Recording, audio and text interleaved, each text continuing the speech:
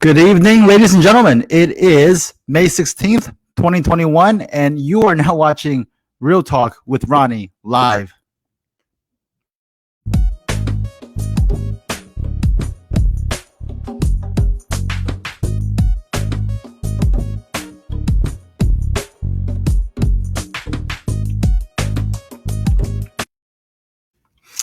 All right, so we're back, and welcome back to our show. Tonight, we actually had a guest, Billy Prempeh. He was the 2020 GOP nominee for Congress from District 9.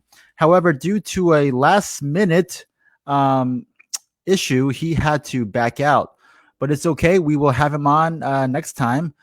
But, as they say, the show must go on. So I'm very happy to be here tonight. And tonight will just be, me talking.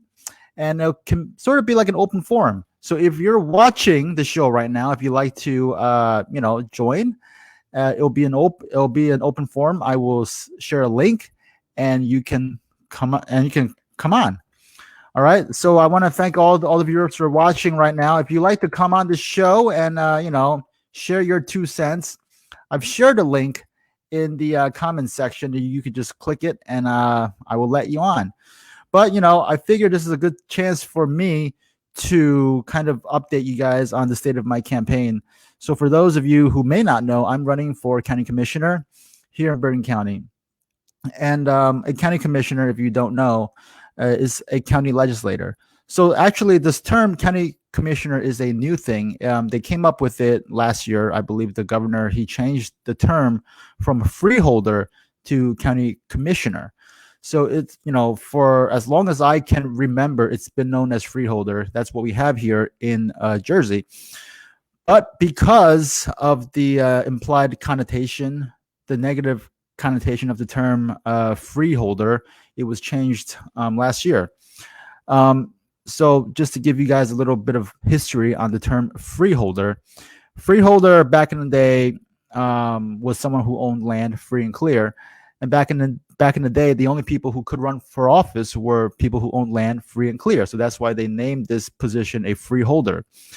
Unfortunately, back in the day, though, too, the only people who could run for office who owned land free and clear were predominantly white men. So given the fact that, in our society today, a lot has changed, this term was construed to be sexist and racist. So they changed the term from freeholder to county commissioner. So that's where we're at today. So a county commissioner, for those of you who may not know, is a county legislator, just like there is a councilman on the muni level. We have our state senators and state assemblymen on the state level. Those are the lawmakers, our legislators on the state level. On the federal level, we have our U.S. senators, we have our congressmen. Those are our legislators on our federal level. So on the county level, we have county commissioners. Okay, so for those of you who may not know, that's what it is. All right, so so about my campaign, I decided to run for this office. Last year, I thought about it long and hard. I mean, I've always been very interested in politics. As I was, telling my friends, how some people like football, basketball, baseball, that's their sport. Well, for me, politics has always been kind of like my sport. So whenever there was an, election every 2 years or every 4 years for the, for the presidential races, I would follow it like it's my Super Bowl, right? So I've always loved it. And as I shared on the campaign trail last year, I became a father. I named my son Donald after Donald Trump because a little backstory, I myself was named after Ronald Reagan. My parents came to this country 40 years ago from Taiwan. And when they came here, they named me after Ronald Reagan. It wasn't because they were huge fans of the, GOP, they just came here. They actually didn't really know much about politics here. But because, they came here, they gave birth to me, and they were trying to think of a, fitting name. And my grandmother told my mom, like, well, now you guys are in the U.S. Why don't you name your son after the, president? So my mom thought that was a good idea. And it was only after they named me after Ronald Reagan that they kind of, look into politics and read up on the philosophy of both parties, right? And this is the thing that's kind of interesting today because actually, most immigrant families, right, especially if you're from Asia or from other parts, are actually more traditional in your values. So most Asian families are traditional, which is why I think it's kind of strange that most Asian families today are of the Democratic Party. But I think that's partly because the Democrats are good at marketing and they're good at saying the Republicans are the party of racist people. So if you're a member of a minority group, if you're black or Hispanic or Asian or whatever, it is to your benefit to join the Democratic Party. But actually, what we've seen from that is that the Democratic Party they offer a lot of promises and in many cases a lot of handouts, but not really any solutions. They give you just enough to kind of keep you hooked. But what the Republican Party offers is actually a solution, right? And a way for you to get out of poverty, and a way for you to make a living, and more importantly, a way for you to succeed. See, here in this country, in the US, we believe that everybody, if you work hard enough, have the right and the potential and actually the birthright to succeed. So I think, given the fact that most Asian families have traditional values, not just Asian families, most immigrant families, and actually I think most families with a good, core believe in, good American values. And what are those values? Well, respect for our elders, right? Respect for our parents, for our grandparents, for, authority, like our president and that kind of stuff, just respect, right? And aside from that, we believe in self-reliance. I think that's the cornerstone of the GOP platform. And I think that's why most Asians should vote for the GOP. But, that hasn't been the case. And like I said, because of probably, better marketing from the Democrats, coupled with the fact that I think most Asians in general are not very active when it comes to politics. I think it's because, most Asians like to keep their head down and just work hard and just mind their own, business, right? But I think, in today's age, it's very important for every group to get involved. Because if you don't get involved, if you don't have a voice, then your needs and your aspirations won't get heard. So anyway, so back to my story. So I named my son after Donald Reagan. After Donald Reagan, right? After Donald Trump. And I grew up in Fair Lawn, which is in Bergen County. So I went to Warren Point Elementary School, Thomas Jefferson Middle School, and Fair Lawn High, and went through the Fair Lawn, public school system, and it was a great school system, and it still is. Afterwards, I went to Brandeis University, where I majored in political science and economics, and minored in philosophy. So after college, I worked in New York City for a few years, worked for law firms, for multinational bond insurance companies, and whatnot. And afterwards, I went to law school. And then I had the good privilege of going to Asia. I went to China to get my LLM and my SJD, my master's and my PhD in international law. So I actually got my degrees at a very prestigious university in China. It's actually ranked like number 3 there. It's one of their, it's the equivalent of like their, their Ivy Leagues. So I'm very proud to say that I'm the first American in history to get my master's and my PhD from that school. And that's that was an international program. So I mean, everything was taught in English. So that's my background, right? And then while I was in Asia, in China, the past few years, I had the good fortune of being an adjunct professor in some of the best schools there. I taught U.S. politics, U.S. law, and I had a great time. But it came time for me to make a decision to make a choice. Do I remain in a foreign country to continue teaching and stay in the academic world, or do I go back to the US, to my home country, to the land that I love, and try to make a difference? And I chose the latter. I had chances to stay in Asia to continue teaching full time, become a full time faculty, but I decided that the time was right for me to come back. So I came back, and honestly, I wanted um, I want my son to have the same type of upbringing that I had. And I remember that when I grew up in Bergen County, not too long ago, though it's time does fly. Bergen County was the land of milk and honey, right? It still is, but under our democratic one-party rule, and that's what we have right now. We're in a one-party system, right? Our county executive, county commissioners, all 7 of them are all Democrats, right? There's no oversight. There's no accountability. And when you have one-party rule, there's no checks and balances, and that needs to change. So that's why I am running. That's why I want to get involved, and I want to make sure that there's oversight, that there's good opportunities here for my son when he grows up and goes through the school system here.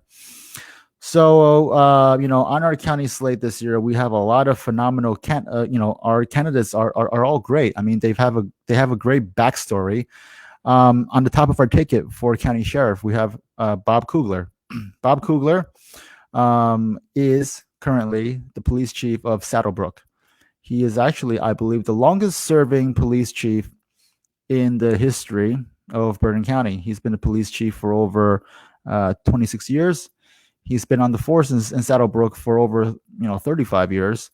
So he's been doing a great job there. His father, I believe, was the first Republican mayor of Saddlebrook. So his family has a storied history there, and they continue to serve the community of Saddlebrook in many great ways. So he's running for sheriff. For county clerk, we have Bridget Kelly. Bridget Kelly, as most people might know her from the Bridgegate saga, which took place under Chris Christie. And despite what you guys might think about Bridget Kelly, she did not have the capacity or the power to close down the George Washington Bridge. I've interviewed Bridget Kelly for my show. If you go to my Facebook page or to my YouTube channel, Real Talk with Ronnie, you can find my interview with Bridget Kelly, and you can see the entire thing there, right? You can see the story from beginning to end, and you can see how Bridget Kelly was basically at the wrong place at the wrong time. She was the easy target out, and that's what they made her to be. Thankfully, her case was overturned, right? And it was overturned not just by any court, it was overturned by the U.S. Supreme Court. And mind you, this is the same Supreme Court who would not hear any of President Trump's cases, right? But they heard Bridget Kelly's case. And just to give you a perspective on how hard it is to get your case heard by the highest court of our land, I believe each year there are over 10,000 cases that request the U.S. Supreme Court to hear them, right? Over 10,000 cases. And do you know how many cases they actually, listen to? Well, it's a very small number, very, very small. It's almost minuscule. So the number of cases that the U.S. Supreme Court actually hear each year is around 75. 75 out of 10,000 cases. So out of the 10,000 cases that request to be heard by the U.S. Supreme Court, they choose only 75. And out of those 75, they chose Bridget Kelly's case. Now, what's even more spectacular about this whole story is that not only did they choose her case, they listened to the arguments and they overturned her conviction unanimously. All right. So we have 9 judges or 9 justices on the high court, and every single one of them sided with Bridget Kelly. You don't get that a lot. You don't get a unanimous decision like ever, really, especially how partisan the court is now, right? Especially how partisan our entire politics is. But for the U.S. Supreme Court to overturn a case 9-0, a unanimous decision, is really incredible. So that goes to show that there was no teeth or no bite behind the charges against Bridget Kelly in the first place. So she's going to be a fantastic county clerk, and it's interesting to note that the Democrats they're worried about both of these candidates, right? They're worried. John Hogan, who's the current county clerk, it's interesting to note that when he launched his re-election campaign, he did so in front of the George Washington Bridge. So I guess that's how he's going to structure his campaign. He's going to, bring up Bridgegate. But I think he does it to his own peril, because I think most people recognize Bridgegate for what it was. It was, a convenient way out for a bunch of people who were actually the real culprits, right? So they, used Bridget Kelly as a convenient, alibi, excuse, patsy, and it didn't work. Why did it not work? Because Bridget Kelly has that fight in her. She did not give up. I mean, I'm sure it was easy for her. I'm sure throughout this whole process, which is actually a 7-year ordeal for Bridget and her entire family, throughout this time, I'm sure they offered her a plea deal, right? I'm sure they said, Bridget, if you just plead guilty to a lesser charge, all this will go away. You can go back to your life, right? But, being the kind of person that she is, the kind of character that she has, and the kind of role model that she wants to set for her children, she, didn't budge, especially when she knew that she did nothing wrong. So she fought this tooth and nail, right? Her back was literally up against the wall. I believe, if you watch my interview, she was scheduled to go to federal prison, right? And then it was decided that the Supreme Court would listen to her case. So up until the last minute, she was prepared to do her time, to go to prison. But then, she received a miracle, and they decided to take her case up. So I believe it was last year around this time. I believe she actually just celebrated the 1-year anniversary of the acquittal of her charges. I believe it was last week. So yeah, it's been a year since she had that momentous, and I'm sure a very, very happy day. So yeah, so I mean, she fought back.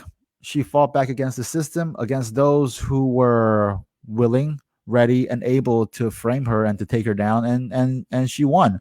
So this was the classic story of a David, which was Bridget, versus a Goliath, right?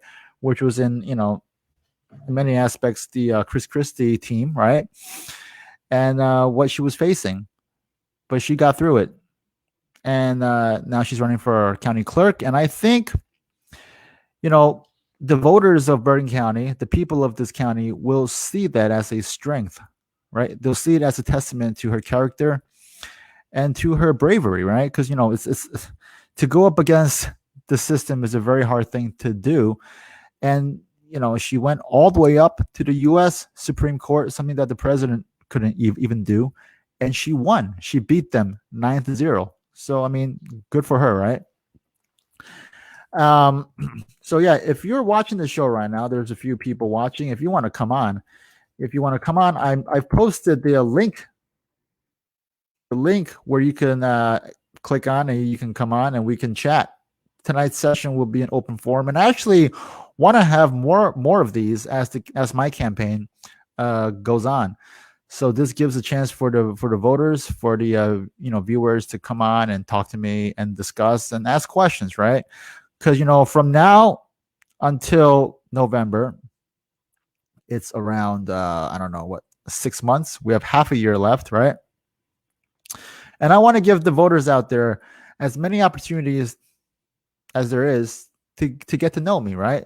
To question me, to ask me where I stand on on certain things or topics, because that's what you should require from your officials, right? You should be able to ask them questions. They should be able to be there.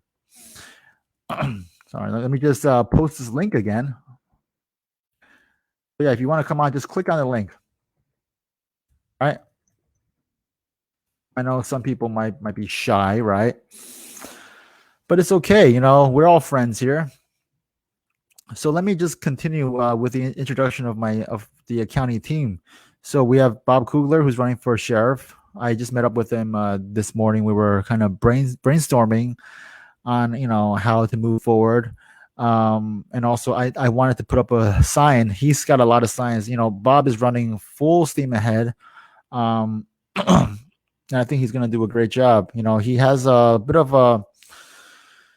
So I'm not sure if you guys know this, but the Attorney General in New Jersey is trying to charge him with official misconduct.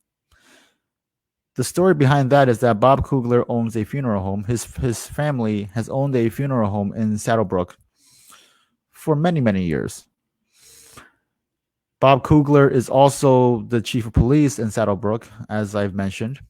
And I think everyone who's watching this right now has at one point in their lives seen a funeral escort, right? If you're driving on the highway, if you're driving down the street, sometimes, when you see a funeral, you often see the funeral procession flanked by police cars, right? Either in the front or in the back, or front and back, right? So that's pretty standard protocol, and that happens almost at every single funeral home. It's a sign of respect for those who are fallen, right? For the person who has died, and is mostly done because of safety reasons, right? If a funeral procession is going on the highway with a lot of cars and it needs to move, you want the police escort there to provide safety first and foremost. Well, now, the Attorney General of New Jersey, it's interesting to know, it's the Attorney General of New Jersey, not the prosecutor of Bergen County, right? The Attorney General of New Jersey has taken up this case, and they are preparing to charge Bob Kugler with official misconduct. And why is that? It's because they say that as his position, in his position as the police chief of Saddlebrook, he misused his office by providing these escorts to his funeral home. But, this is something that's standard practice with every funeral home. And they're trying to make it sound like Bob Kugler is somehow profiting or benefiting from this action, when this is actually done in every single funeral home there is out there. But anyway, I don't want to talk too much about this because, there's a case pending. But, what I've just told you is something that you can read in the papers, right? It's out there. But this is, to boil it down, this is nothing more than a political prosecution and political persecution. They recognize that Bob Kugler is a strong candidate, that he is a very, very good officer, a good chief. He'll make a phenomenal sheriff, and he will win. And they're trying to take him out now before the primary, before the November race, because they are threatened by him. So that's why they're trying to do this. And you know what? I think 11 out of 10 people see this for what it is. And given what has happened, the support for Bob Kugler has only grown. It's only grown because people see this as a political prosecution. And it's interesting to note that the Attorney General, Gruel, he is from Bergen County. He used to be the Bergen County prosecutor, and he's taken up this case. And not only that, his I believe his sister is the vice chair of the Bergen County Democrats. So you can connect the dots, right? So that's the story with Bob Kugler. That's the story with Bridget Kelly. Both phenomenal candidates. They're both going to win. They're both going to do a great job. For county surrogate, we have Simone. Zagonis. And excuse me, Simone, if I butcher your last name, but it's a beautiful Greek last name. Simone is she's actually a brilliant lady. She is an architect by trade and also a lawyer. So she's an architect and a lawyer. She's a graduate of MIT. And, she actually ran for county commissioner last year, but last year it was still known as freeholder. But, she ran last year, didn't win. It was a tough year. But this year she's back on the saddle and she is running for county surrogate. And the county surrogate basically, she'll tell you more about this when you see her. But a county surrogate, from what I understand, deals with your wills and your probates and that kind of stuff. So the surrogate's office, they deal with a very sensitive matter. They deal with people who have passed away. So it's a sensitive matter, and I think there's no candidate better than Simone to deal with this delicate process. If you hear my son crying in the background, I apologize for that. I think he just woke up from his nap. He started napping at 7:30. It's 8:30 now, so I think it's about time that he got up. But anyway, let me continue on with the rest of my ticket. And if anyone wants to come on to the show, you still have time. Right, I think we're going to end a little early today. At we're going to finish up at the half hour mark. So my running mate actually is Tim Walsh. Tim Walsh is a political operative. He's worked in Bergen County politics for a few years, right? And he's been very involved in the BC RO. And he's also running for county commissioner. And actually, we actually plan on holding a fundraiser, a joint fundraiser. I want to say in 2 weeks. In 2 weeks' time, we're going to throw a fundraiser.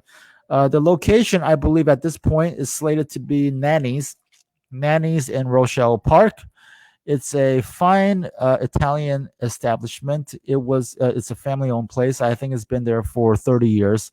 It's an exquisite restaurant. It's located, I believe, on Passaic Street. I want to say it's Passaic Street.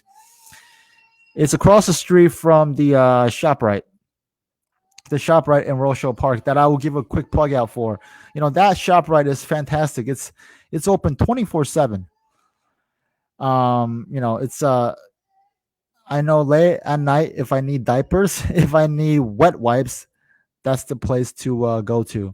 So I recommend, if any of you live in Bergen County and you need a go-to place, a 24/7 go-to place for emergency things, that ShopRite is the place to go to. And also, quick shout out to the mayor of Rochelle Park, Gail. Gail, she's done a great job in Rochelle Park, and and I salute her. And she's a great lady. Okay, so rounding out the ticket is me, right? So the five of us make up, I would like to say, the Bergen County Dream Team. All right. So actually, in a couple of months, towards the end of June, I'm going to also have another fundraiser for myself. It's going to be, I'm still planning it, and I'll keep everyone posted. If you guys want to get involved in my campaign, if you want to learn more about my campaign, I suggest you go to my Facebook page. All right. My Facebook page, you can go to it. It's facebook.com/Ronald Lin USA. Facebook.com/Ronald Lin USA. And if you want to contact my campaign, you can always email us at ronaldlinusa@gmail.com. ronaldlinusa@gmail.com. On my Facebook page, if you want to donate, which I would appreciate, because we're going up against a juggernaut here. We're going up against the Democratic machine, and as I said, the commissioner board right now is 7-0 Democrats. So, it's always an uphill battle for the people, for the challengers that are challenging the incumbents, right? But I think this year is a very big year for us, because we have a governor's race.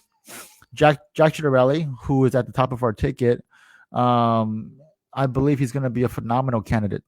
The kind of energy that Jack is exuding every single day on the campaign trail is not only motivational but is inspirational. I first met Jack in 2017, when he ran the first time. um, and then he came up short in the primary, but the fact to take away, like the point to take away from that, is that Jack never stopped running. He's been running for governor for probably the past 3-4 years, and that to me is dedication. That to me shows that he really really wants to change the state of our state, right? And Jack is a guy who is exceptionally qualified for this role. He has been a freeholder. He has been a state assemblyman. He's been on the town council. He's been on every level of government in New Jersey. Aside from that, he's a CPA. He's an entrepreneur. He's had his own business, um, and he's done really well for himself. But it's really rare when you see someone who has done well, who has a comfortable life, who could just retire if they wanted to, and be very happy. But then they choose to come out to serve the greater good and to try to make a change. Jack is one of those guys, right? And he does it even at the peril of his own health. And I believe 3-4 years ago he had a bout of throat cancer, so he beat back that cancer, and was still running for office. So I think that's a very respectable thing. And anyone who meets Jack, who has the pleasure of talking to Jack, knows that he's a very genuine guy. And for all the people out there, I see a lot of criticism. Not a lot, but the only criticism that I see from from a minority of people who are not backing Jack is that they criticize him for being like a rhino, right? But we've got to take this term rhino into perspective. What does it mean to be a rhino? Well, for those people who call him a rhino, they say he's a rhino because he's not sufficiently pro-Trump enough. Well, I've also interviewed Jack for my show, and I can tell you this: Jack is 1,000% behind Trump's policies. He agrees with Trump's policies because they worked. They were good for our country. They were good for this world, right? Any differences that he had with Trump were just in Trump's personality, and I think a lot of people can understand that. Trump he has his personality where you either love him or you hate him, right? And Trump's personality is a genuine one, right? He's from the Northeast. I think up here in the Northeast, we're just more real, right? If we don't like you, we will tell you, right? If we like you, we'll also tell you. So Trump is one of those people who's got a very real and genuine personality, and that rubs people the wrong way. Some people, right? So I know right now there's a few other candidates who are running for governor in the primary. We got Hirsch Singh and Phil Rizzo. Both of these gentlemen I've met. They're nice guys. I believe they also want to help, right? And I believe either of them would do a better job than Phil Murphy. But what we want to do right now is beat Phil Murphy. That's the aim of the game. The aim of the game has always been to win, right? So in the primary process, we want to pick the candidate who is best able, best suited, best equipped to win the general race, right? So out of Phil Rizzo, Hirsch Singh, Jack Ciattarelli, let me tell you this: it is without a doubt that Jack Ciattarelli, and this is not a slam against Hirsch or Phil, right?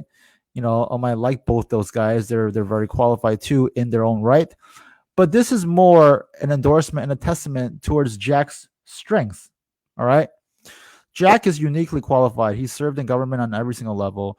He is a businessman. He is an entrepreneur. He has created jobs, right? He has written the back and front of a check, right? He knows what it's like to start a small business, to grow it into something big, and to run it in a very well way, in a very good way. So Jack has the experience and the acumen, and most importantly, I believe the charisma and the leadership that our state needs, to move forward, right? I mean, you look at Phil Murphy and you look at Jack, and you cannot find a it's it's they're like polar opposites, right? You got one guy, Phil Murphy, who's from Massachusetts, and you know, I'm not taking a crap on Massachusetts. I like Massachusetts. I went to Brandeis University. Um, I've been at Brandeis. I lived in Massachusetts for 4 years. So I really like, that I really like the Bay State, right? But the problem here is that Phil Murphy is not New Jersey, right? He's not New Jersey. He doesn't understand the values that we have here and the way that people are here. Jack Ciarelli, on the other hand, is homegrown, born and raised here. Went to Seton Hall for his undergrad, for his masters. He's born. He's Jersey bred, right? And so he understands us, and I think he's going to do a phenomenal job. And it's interesting to note too that in the state of New Jersey, for the past 40 or plus years, for 40 years or more, no Democratic governor has been reelected in this state. None, right? Jim McGreevey wasn't reelected. John Corzine was not. Jim Florio was not. The only last Democratic governor to get reelected, I believe, was Brendan Byrne, right? So I believe for the past 43 years, for more than 40 years, we haven't had a two-term Democrat governor. So, if history is on our side again this year, Jack Ciarelli will be our next governor, and he will win. And I believe, even without the history, Jack will win, because a lot of people are really fed up with Phil Murphy's dictatorship, right? His dictatorship, his edicts, his mandates are overwhelming. And a lot of businesses have suffered. A lot of people have suffered, and they've suffered in the ultimate way by dying. Over 8,000 of our senior citizens, of our veterans in New Jersey have perished, right? They've closed their eyes for good because Phil Murphy wouldn't listen to reason. His own people told Phil Murphy, if you put COVID patients in these nursing homes, people that would not otherwise die will die. What does Phil Murphy do? He does it anyway. As a result, 8,000 people have lost their lives. Phil Murphy has shut down our state for the past year. Over a third of our small businesses have shut their doors permanently, right? A third of our stores have shut their doors permanently. 8,000 of our citizens have shut their eyes permanently.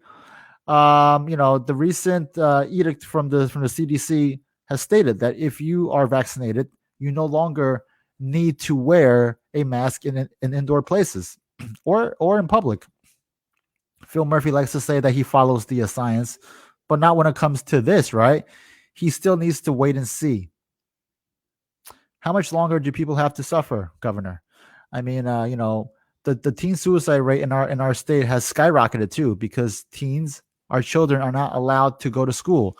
This is detrimental to not only their learning capabilities, it's detrimental to their mental health. And the teens who have committed suicide, they won't come back. They don't have the luxury of going back to school next year because they're gone. Right? The 8,000 grandparents won't have the chance to kiss their grandkids, to kiss their children, because they're also gone. Right?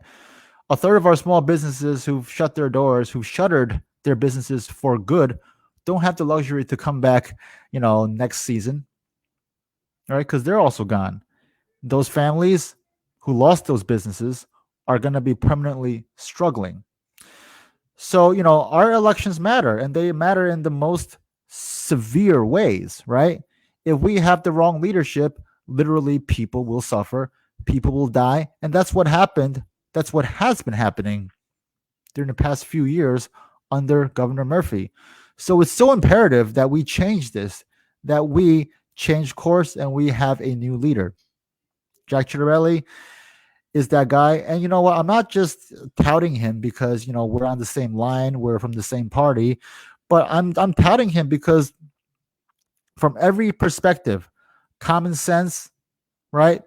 From every perspective, from every single way that you look at it, Jack Ciattarelli is the by far better candidate, not only for the Republican nomination, but to become our next governor.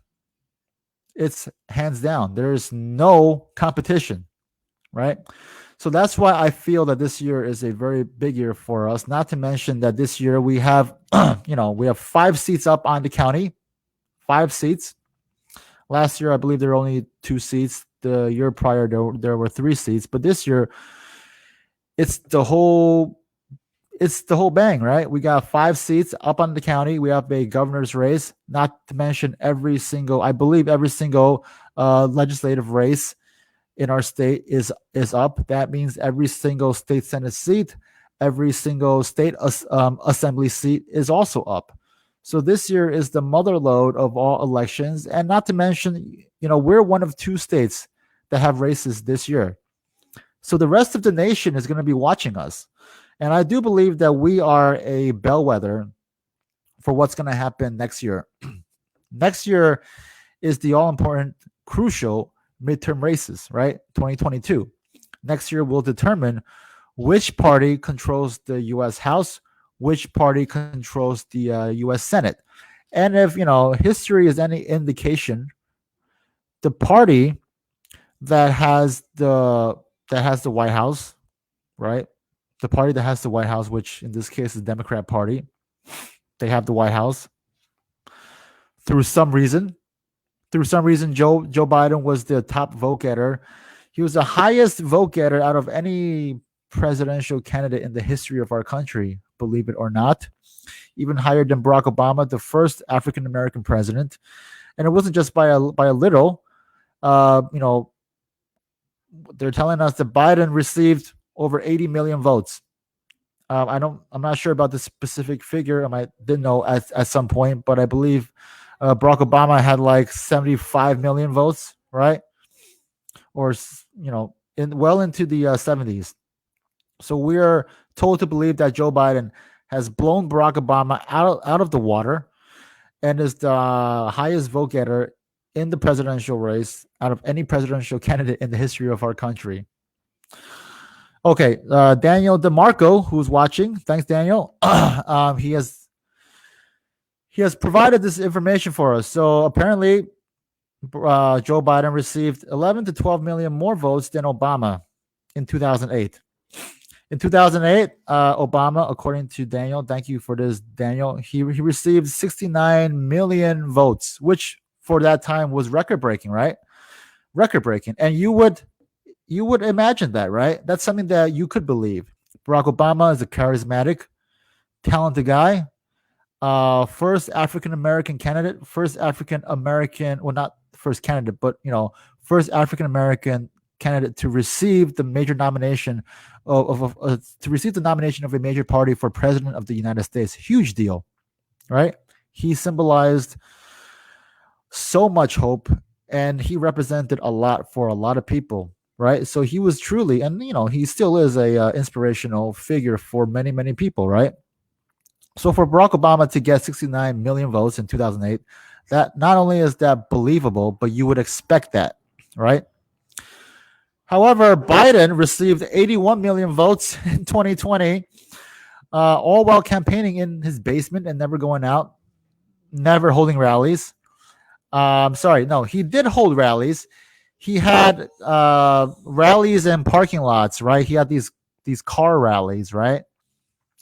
So yeah, Daniel, I think that this is true, right? Everybody liked Obama in 2008, and Daniel, he even voted for him. Yeah, there's a lot of Republicans who switched over and voted for Barack Obama in 2008, and that's understandable, right? He was an inspirational uh, figure, right?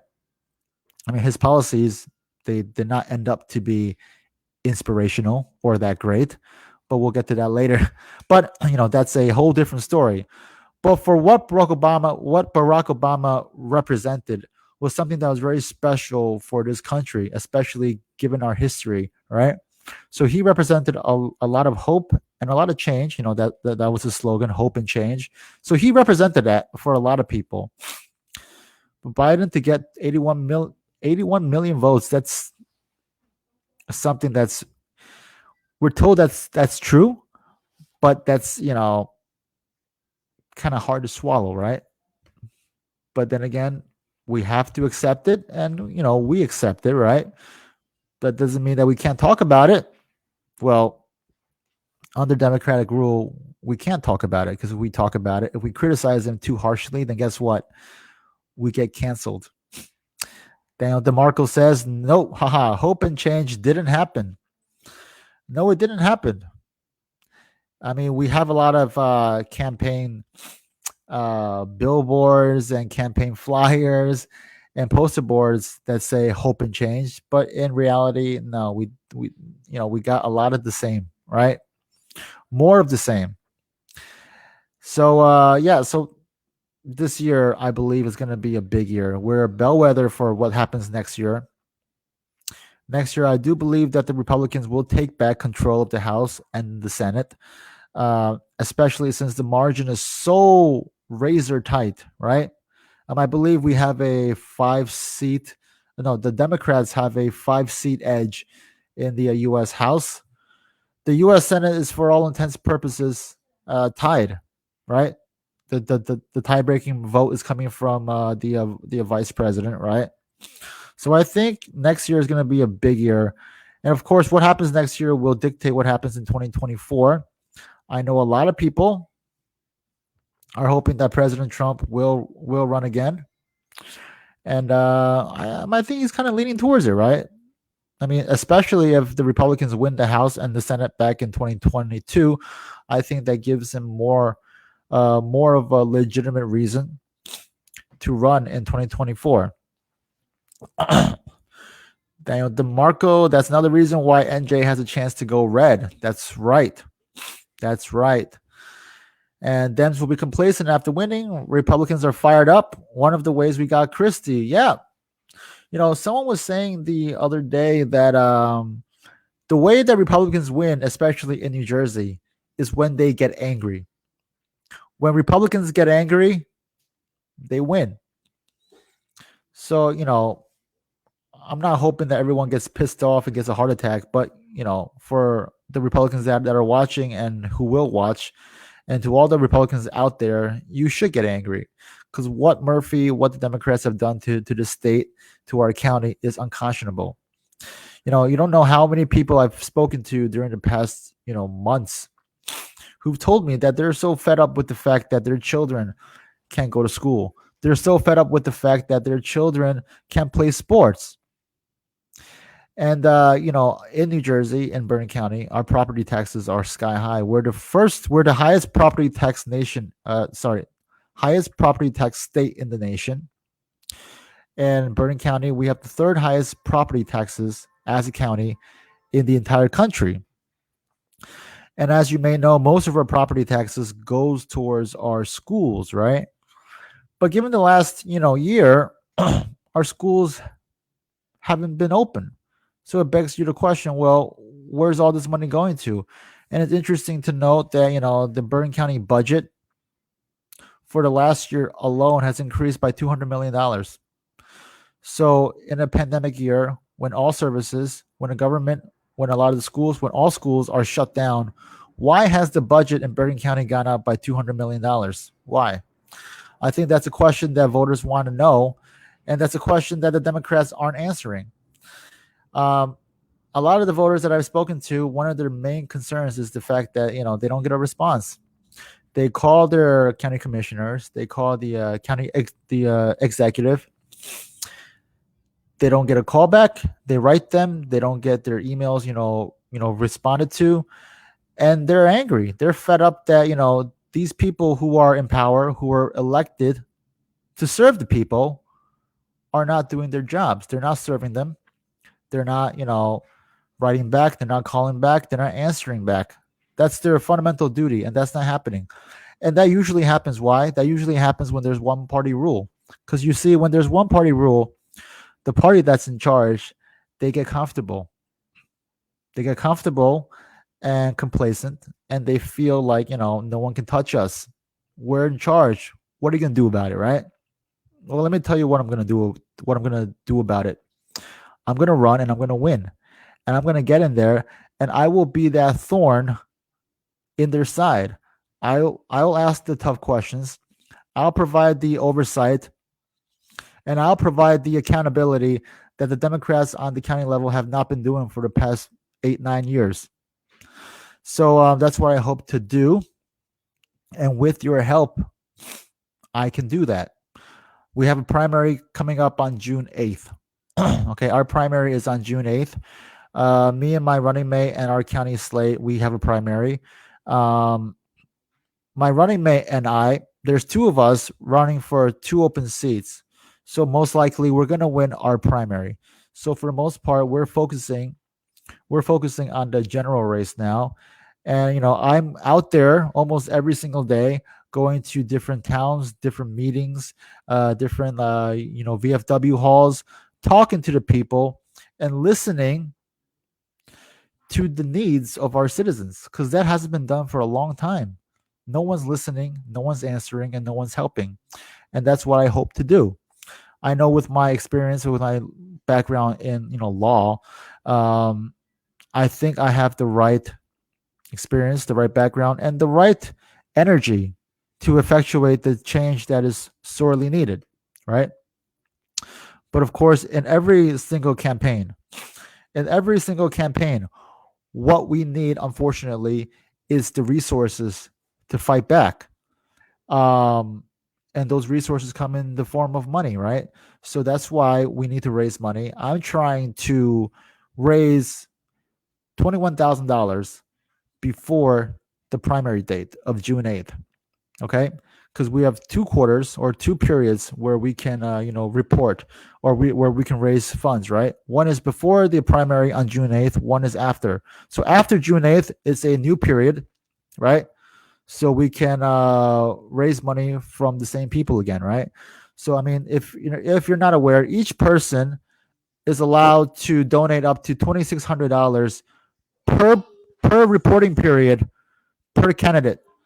So, for example, if you wanted to, let's just say, if you wanted to donate to my campaign, you have until June 8th to give up to $2,600. That's the limit. After June 8th, that limit frees up, so you can donate another $2,600 up until the general race. So it's so important for us to fundraise, for us to raise funds. So I'm trying to raise $21,000 before the June 8th primary. And of course, after the June 8th date, I'm free to start over. And we actually have a message here from Al Mastrofilipo, who's actually running for the assembly in the 38th district. So Al Mastrofilipo, along with his running mate Jerry Taylor, and the top of their ticket, Richard Garcia, who's running for state senate. They're from the 38th district. They are a great team. Richard Garcia, who's running for state senate, he is a phenomenal candidate. Daniel DeMarco, who's been on this show, who's been helping us on the show tonight, he is Richard Garcia's, I believe he's his campaign manager, right? Or I know Daniel and George are helping out on Rich's campaign in a very, very big way. So I'm not sure if they're co-campaign managers, but they're both senior level in Rich's campaign. But yeah, so anyway, Al Mastrofilipo is running for state assembly with Rich Garcia, and he has this to say: I fought on my board of education for students and parents to have at least a choice of attending in-person classes. Attending in person should always have been students' and parents' choice, and that's very true, Al. Al, do you want to come on? Al, if you want to come on, all you gotta do, Al, is click on that link. You copy and paste that link into your browser, Al, and I'll have you on. You can talk to our viewers if you so choose, Al. I think that's a good. I think it's a good chance for any candidate who's running to come on my show, because then I broadcast this out to all the various groups on Facebook and also on my YouTube channel, and it gets a lot of hits. A lot of hits. To give you an example, my interview with Bridget Kelly, which has been a blockbuster, in a span of, I believe, 2 weeks, it's reached over 2,000 people. It's gotten over 2,000 views, right? And mind you, I only started with this Facebook Live thing like 3 or 4 weeks ago, right? 3 to 4 weeks ago. Because prior to doing this Facebook Live, I was actually recording my interviews, editing them, and then just uploading them only on my YouTube channel. But since I learned and was able to harness the power of this Facebook Live, I've loved it because it's so much easier. I don't need to really edit. Well, I don't need to edit.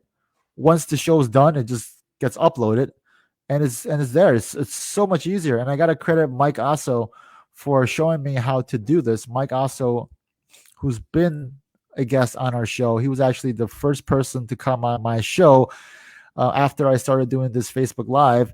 He's from Fort Lee. He actually has his own show too, called My View or My Viewpoint with Mike Asso. You can find it on Facebook, or if you want to watch that show that I have with Mike, it's on my Facebook page, right? Okay.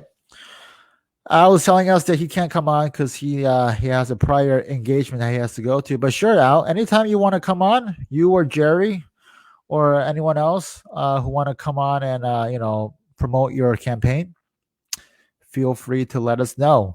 We have a few guests lined up. Well, actually, our schedule for the next month is already lined up. We have a guest every single Sunday. As I mentioned, tonight's guest was Billy Prempeh. Unfortunately, he's a big star. Something came up, so he had to back out last minute. So we're gonna try to reschedule that interview with Billy Prempeh for another time. I'm thinking maybe at some point during next week we're gonna try to do that. But yeah, for the next 3 or 4 Sundays, we are booked with a different guest every single Sunday live. Tonight was actually kind of rare. This gives me a chance to come on solo and just kind of rant for like 1 hour. I hope this hasn't put you off, but I think it's pretty cool, right? I think it's a good chance, and I think I may start doing this on a regular basis. Just come on and just freestyle and just take questions, and have people who want to come on. If you just so happen to want to come on, we'll have you on. Daniel, would you like to come on? As I mentioned, Daniel is he's running Richard Garcia's campaign. I believe he's married. He's a young guy, very good looking guy I believe he's also from Saddlebrook. And he's very involved in politics. And I think he's a guy that you want to have in your corner if you're running for a campaign, if you're running for, anything. Oh, all right. Daniel wants to come on. Okay, so Daniel, all you got to do is click on that link that I've shared, or if you like, I can send it to you on Facebook Messenger, and you can do it that way. Hold on, let me go on my Facebook Messenger and send it to you. All right, Daniel, give me 1 second. Yeah, the power of technology is great, right? Back in the day, you wouldn't even think of doing something like this, right? Streaming in one corner and then messaging someone at the same time. I saw. Just give me a couple of minutes. Okay, so Daniel needs a couple of minutes, and then we'll have him on. Okay, so Daniel should be on with us very very soon, and we're happy to have Daniel on, right? So yeah, if any one of you have any questions, or would like to come on to my show, please feel free to email me. To email the show, hold on, give me 1 second. Let me throw up the email. You can email us at realtalkwithronnie@gmail.com, and we'll gladly have you on. A couple of weeks ago, we had Hans Herberg on our show. Hans is running for state assembly in the 22nd district. Okay, in the 22nd district of New Jersey. And, he's got a very compelling story on what made him want to run in the first place. One of the things that made him want to run was actually he was the victim of an armed robbery a couple of years ago. And it really pissed him off, right? It pissed him off that, someone could be robbed like that in broad daylight. Well, I think it was at nighttime, but the point is someone could be robbed like that in such a blatant fashion in today's day and age in New Jersey, one of the best states in the country, right? So he's one of those, action citizens who wanted to just get involved and do the right thing. So Hans Herberg, if you haven't watched that interview, you can go to my Facebook page and catch it there. So we are rooting for him. He's coming from a district that is predominantly Democratic. I believe the figures were, and I wrote this down last time, the figures for his district. Let me get to it. The figures for his district are, it's I believe it's 48% Democrat, 14% Republican. And the shining point, the one glimmer of hope here is that the independents account for 35%. All right. So even though his district, the 22nd district, is predominantly Democrats outnumber the Republicans there by a lot. Even though that's the case, though, he's got a chance to win if he can persuade a lot of the independents to come his way. Right? So, he's got a bit of an uphill battle, but I think, he's got a compelling story, and he's got that fight in him that I think it's going to, make people, that's going to draw people to his campaign. In Bergen County, which is where I'm, running for, Bergen County, I believe, is skewed 60 to 40 Democrats. 60% Democrats to 40% GOP, give or take. However, the independents in Bergen County, I'm not certain about the number, but I believe it's a very high number. The independents in Bergen County are what make or break a campaign. So Bergen County is a swing county. Not too long ago, it was a Republican county.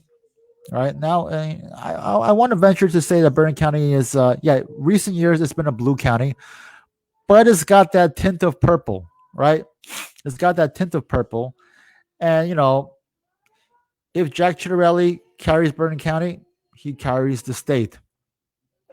Okay? It's that simple. That's why we need Jack Ciattarelli to do well. If he does well, we get his coattails, and we do well, right? Okay, so we're waiting for Daniel to come on. All right, Daniel, just let me know when you're ready. We'll have you on for your first appearance on Real Talk with Ronnie. All right. Yeah, next week we have a very, I don't like to give out the name of the guest too far because I'm always paranoid that something might happen, right? So, but next week, our guest, I promise you, will be a terrific guest. Well, all our guests are all great, right? But next week, we're going to have a great guest. And of course, we hope to have Billy back on. The problem with having someone like Billy is that he's too famous. So he's all over the place. Like he's demanded in a lot of places. So it's kind of hard to nail down someone like Billy. It's funny. Billy first ran for office in 2020, right? And I checked out his campaign site back then, and it was a very modest site, right? Now, if you go to his campaign site, it's like, whoa, like this guy has made moves, right? He has, gone from zero to hero in a quick heartbeat. So I believe Billy has his own thing going on. He has Revive America, which is his organization, and I know he has his own show. So he's constantly doing stuff. I think next week he's going to be with Kim Klacik. Kim Klacik from Baltimore. She's also like another superstar.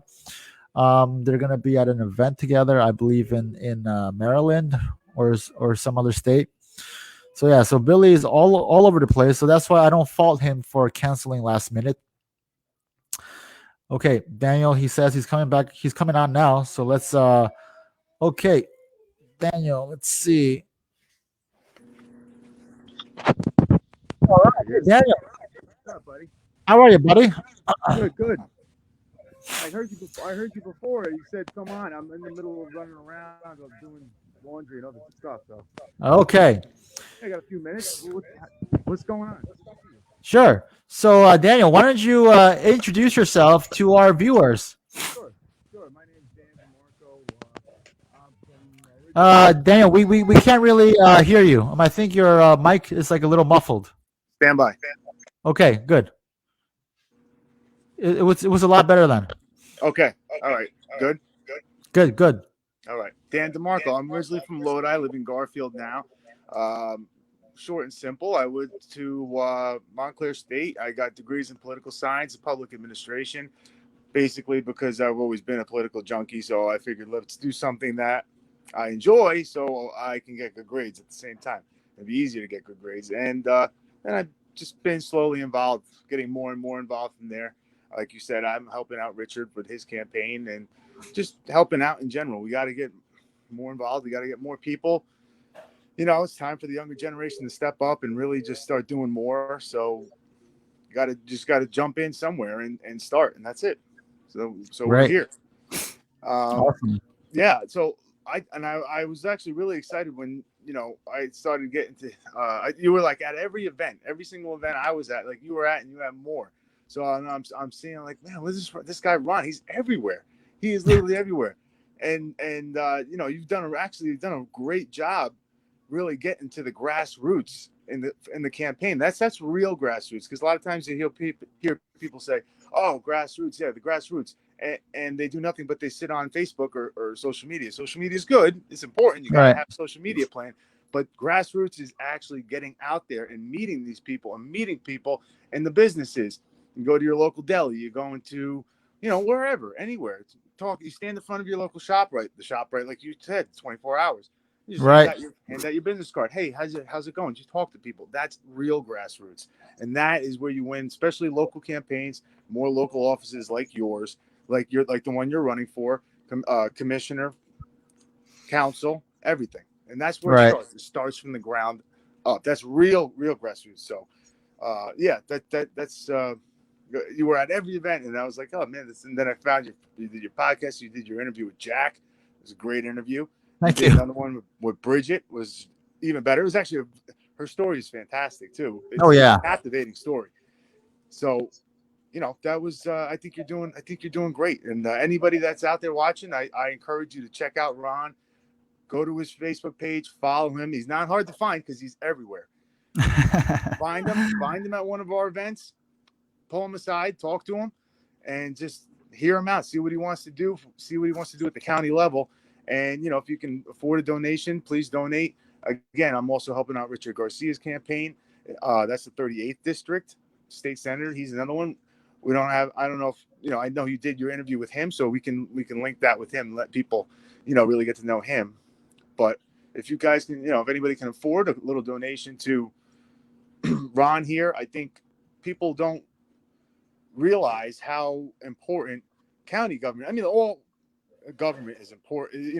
Different things happen in different parts of government. But everybody always focuses on the federal government. Of course, it's the more illustrious one. But Right. the local government impacts us, and state government impacts us much more and much more often on a daily basis than the federal government. And a lot of people don't realize that, especially the county. For example, think about all the COVID things, anything health wise or anything like that. That's done at the county level, more or less. Everything's done at the county level, and then the county disseminates from there to their municipalities and whatnot. They have the county health, so it's actually quite important.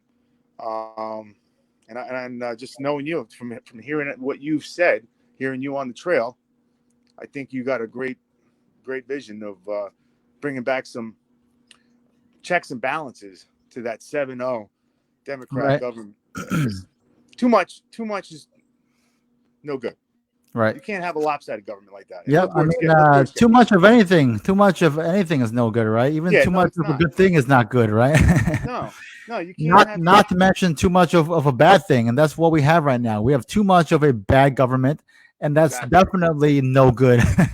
Exactly. Too much of it. Too much of, from no checks and balances. Nobody to really fire back. Right. The governor or anybody else is just it's just no good. That's the whole. That's what our all of our government is predicated upon are the checks and balances that our Constitution provides us, the state and federal. Right. The Constitution provides checks and balances, and with those checks and balances comes two parties debating and trying to find a middle and common ground, and we don't have that anymore, and especially not in New Jersey where it's completely run by Democrats. But there's an opportunity this year, Yep. just like you were saying. So I think if Republicans unite behind whomever wins the nomination, we got to still we're having a primary on June 8th, however it goes.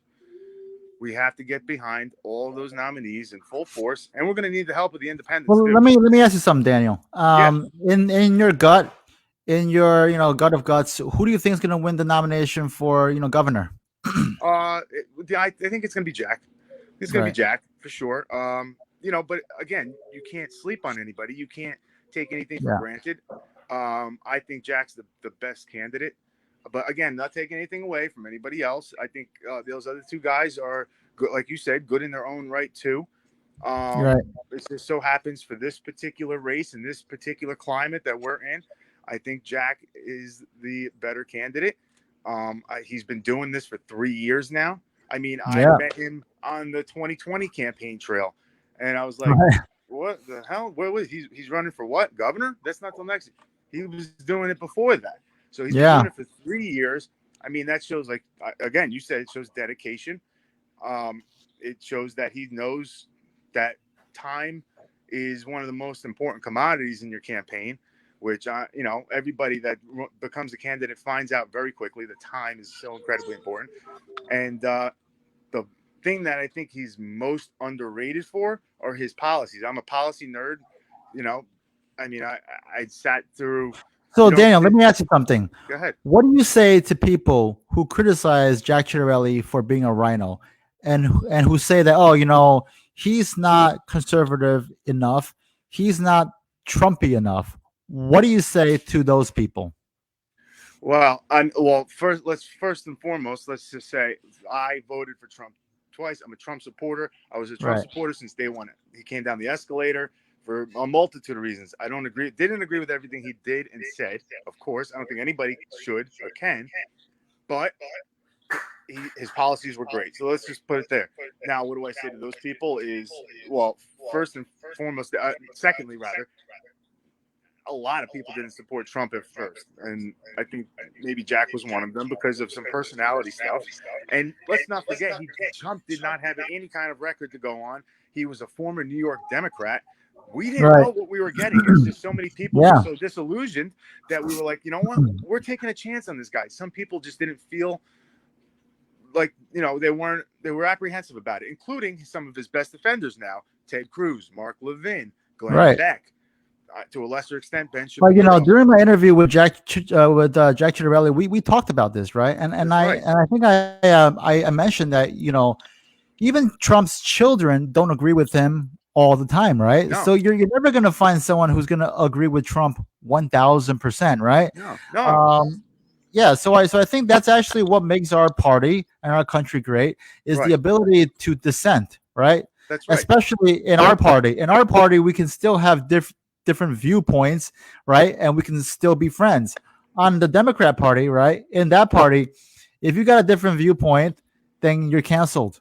Then you're Yeah, done. you're You're out. done, You're right? out. And if you So I think, either get back, it's either get in line, get back in line, right, or you're going to be indicted for something. yeah, Really, yeah, that's how they operate over there. right, Now, with going back to Jack. Now, I mean, there's many instances where he stated right to the camera, President Trump earned his support. He yeah, stated it. I mean, he saw President Trump's how he governed, his policies worked. He said it on your show, and he supported him. He supported him in 2020. Same, with 12 million other people. Think about it. Like you went over the numbers briefly.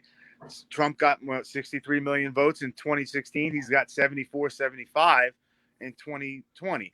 So that's right. 12 million approximately people that didn't vote for him in 16 that voted for him in 2020. Isn't that, I say, no, isn't that the whole point? Don't we want people to change their minds and come to our side? Why Yeah, would we chastise people for that? That's, to me, that's the worst possible thing to do. I mean, we're trying to grow the party. We're trying to make people realize, wait, Trump's not this monster. The Republicans aren't these monsters. They're not racist, not this, not that. We're not only we're a totally different party, but we are the party of like diversity as well. We are a very diverse party. I'm looking yeah. at I it right mean, here. look at me. Look at Richard Exactly. Garcia, right? Exactly. Look at Rich Garcia, right? That's right. Richard is a fantastic candidate. Latino, coming from humble beginnings, from Garfield, I mean, New Rich has Jersey. like 10 siblings. He's got like 10 siblings and like Yeah, 20 nephews and nieces. He's come from a big family, right? yeah. Now and you as well. I mean, so I just think that's the worst thing we could do is chastise people for changing their minds, coming to our side after. Now, we can't use this term rhino like the left uses the term racist, right? So they just say that's racist. This is racist. This, the pipes above my head are racist. Everything's racist. This So Mike is racist. exactly, we can't do that. We can't do that. Okay, Right. so there's Republicans are focused on, we're by nature more individualistic. We believe in lesser government, get out of our way, just let us live our lives. So we're going to have differences of opinions, and there's going to be many Republicans on different ends of the spectrum. You know, there's a difference between someone being a little bit more moderate and being a rhino, a complete, like being an actual Democrat who is just sabotaging the Like, party. Rhino, for people out there who don't know what Rhino means, Rhino is RINO and it's an acronym. It stands for Republicans in Name Only, right? So that's Right. kind of Yes. like a slur that Republicans call other Republicans who they feel are kind of like fake Republicans, right? Yeah. And that's what they're trying to say about Jack. And that couldn't be further from the truth, right? Jack No. is a Republican through and through. He's displayed his Republicanism through his actions, right? Through his votes, through his policies, through his speeches, through his actions, right? So I think, for anyone who calls him a rhino, you haven't done your homework, right? And You how about haven't this, done. Ron? He's the only gubernatorial candidate I've seen supporting the down ballot candidates vigorously. I Right. haven't seen any other gubernatorial candidates supporting the down ballot candidates at all. Right. Jack Like, supporting it and I vigorously. think that's also a testament to his character, right? Yes. You look at a leader, not by how he, tries to promote himself, but by the way he promotes others, right? That's By right. by the way that he tries to help lift other people. And that's what Jack Ciattarelli has been doing this entire time. He's been lifting me up. He's been lifting all our candidates up. He's been helping us, Yeah. not just helping himself. That's right. And that's so that's what I've seen. And again, I support Trump. I'd vote for Trump again if I had the opportunity. I'm a Trump supporter, but not every candidate is going to be Trump. We can't. There's Right. never going to be another Trump. Put it that way. There's only one Trump. That's it. Yeah. We look at each candidate as if they're their own individual, because they are. and that's the end of it. So I think that he's going to And be also, the harsh reality of it is that Trump was actually not very popular in New Jersey, right? no, So I understand that Trump is very popular within the Republican Party, within the conservatives of this party, right? So yeah, yeah, okay. So if you nominate someone who says, "Oh, he's the Trumpiest guy," right?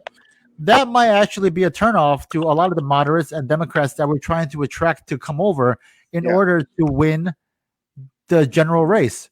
yeah, So I mean, Jack Ciattarelli is unique in the sense that he has a lot of crossover appeal.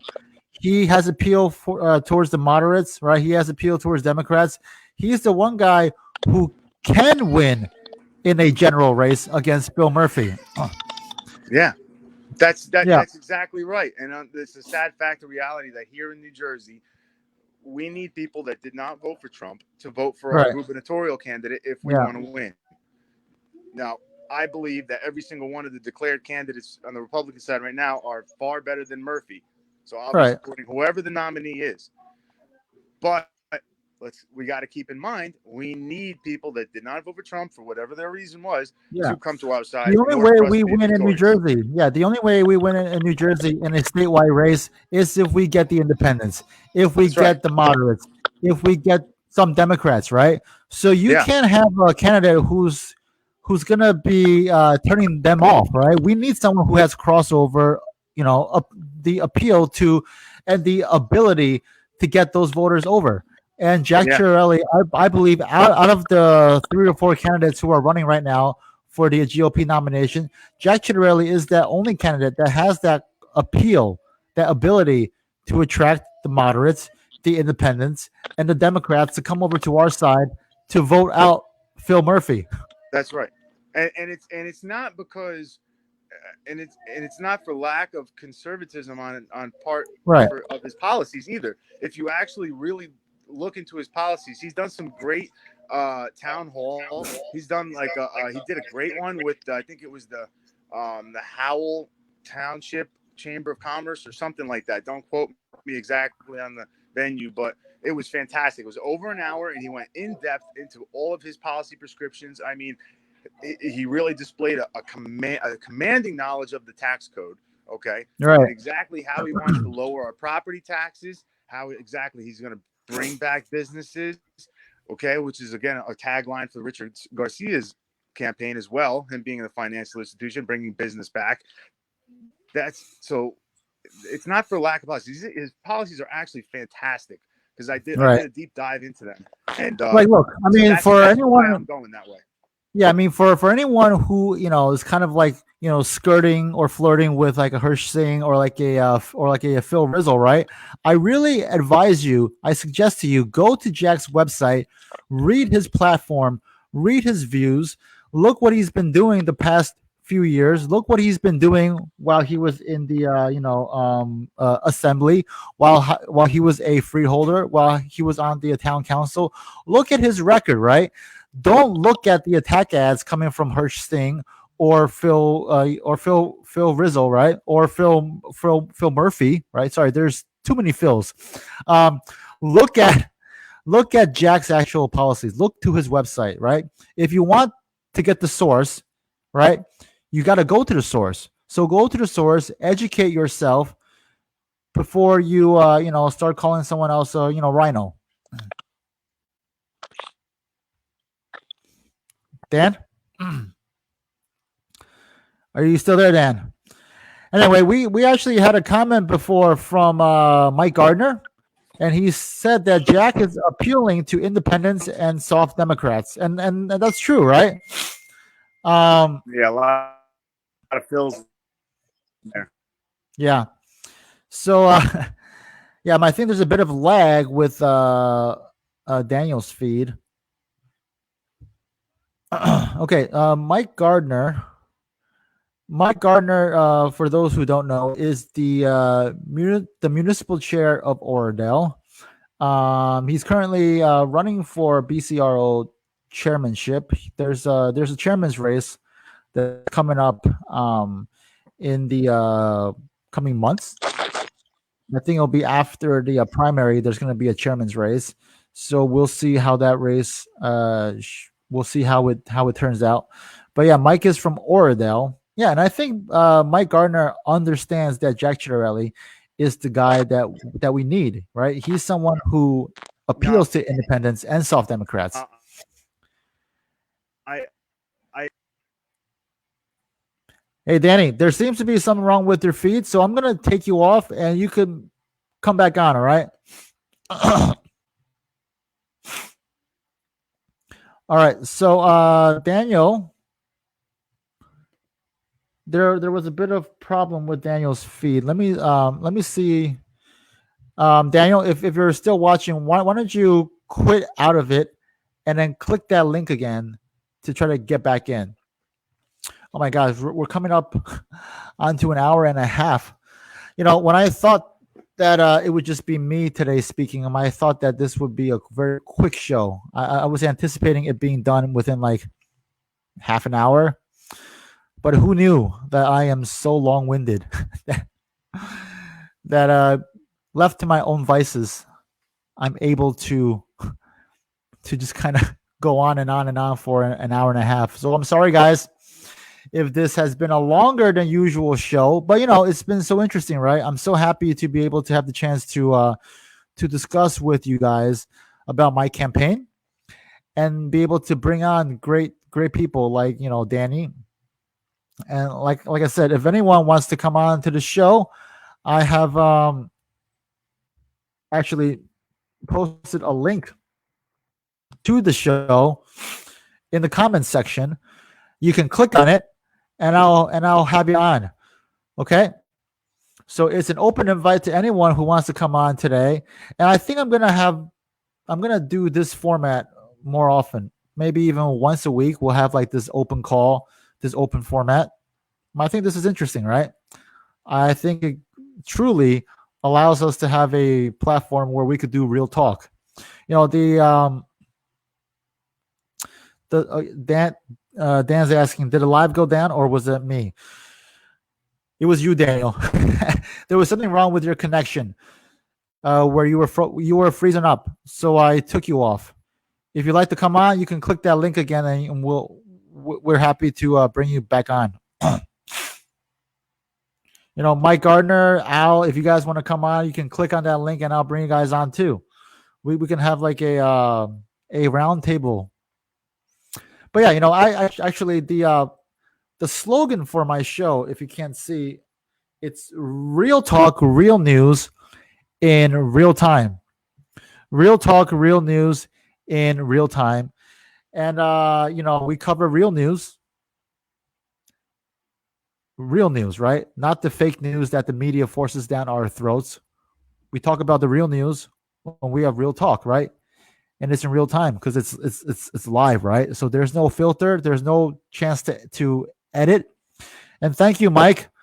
Mike, he endorses me. He says I'm one of the best candidates in years for a freeholder or county for commissioner. Thank you, Mike. It means the world to me to have your endorsement and your support. Thank you, Mike. Mike, if you want to come on, you have an open invite. You just click on the link that I just shared. Mike, this invitation goes out to Mike, to Al, to Daniel, to anyone who's watching right now. You can just go to the comment section, click it, and click the link that I've shared, and you can come on the show. We are live, right? All right, guys. So just one final plug. If no one else wants to come on, I think we're gonna end this feed soon. We're going on for almost an hour and a half. But one more plug for my campaign. My Facebook page, www.facebook.com/Ronald Lin USA. Ronald Lin USA. When you go to my Facebook page, there's a button on the top, I believe, right corner, where it says to sign up. That is a link to my Anadot. That is my electronic fundraising page. So if you want to donate to my campaign, that's the fastest, the easiest, and the most secure way to do so. You click on that link, it brings you to my Anadot page, and you could just donate. straight from the internet. You just need your credit card, and you could donate. Any amount that you donate will be appreciated. I thank you. Right. Like I said, I'm trying to raise $21,000 before the primary on June 8th. The reason I chose 21,000 is because we're in 2021. I believe 21 is a good year for us. 21 will be a transformational year for our party, for our county, for our state, and for our country, right? And that's why I've gone with the number $21,000. So yeah, please go to my site. Please donate. Please share my site, my Facebook site, with your friends, family, anyone that you can think of. I want to get my name out there. As you can see, my slogan is "Win with Lin." I think some people say it's corny, but I think it's kind of cool because it rhymes, right? Win with Lin. I have the I have the good fortune to have a last name that rhymes with win, so I think it's pretty cool. I'm actually thinking of having a fundraiser somewhere down the line where the theme will be "Sin with Lin," where we could have like a fundraiser at like a bar and we just have a good time, right? So you can sin with Lin. I'm not sure how the party will feel about that, but I think it's something fun, right? Um, we're gonna have a fundraiser. My running mate and I will have a fundraiser. I want to say, tentatively speaking, on May 24th. That's gonna be a Monday. Uh, Information about the fundraiser will be on my page, on my Facebook page, right? It'll be on my Facebook page.